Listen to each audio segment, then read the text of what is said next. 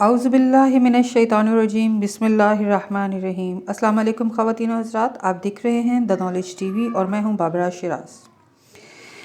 سن 241 ہجری میں عبداللہ بن طاؤس روایت کرتے ہیں کہ میں نے حضرت امام رضا علیہ السلام کی خدمت میں عرض کی،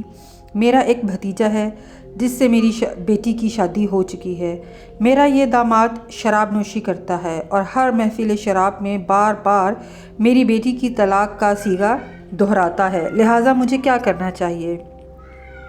امام رضا علیہ السلام نے فرمایا، اگر تمہارا بھائی تمہارا دینی بھائی ہے یعنی شیعہ ہے تب تو کوئی پرواہ نہیں، تمہاری بیٹی اس کی منکوحہ ہے، لیکن اگر اس کا تعلق دوسرے گروہ سے ہے یعنی اہل سنت سے ہے تو پھر اپنی بیٹی کو اس سے علیحدہ کر لو، کیونکہ وہ داماد اس سے قصد جدائی کر چکا ہے اور اسے طلاق دے چکا ہے۔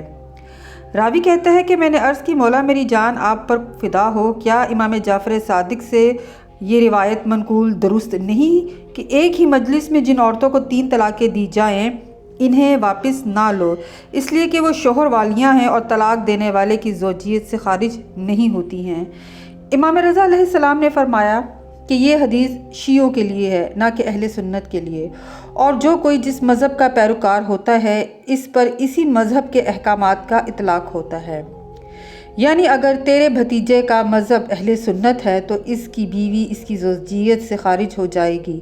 اس لیے کہ ان کے مذہب میں ایک ہی وقت میں 3 طلاقوں سے نکاح ختم ہو جاتا ہے اور بیوی مرد پر حرام ہو جاتی ہے۔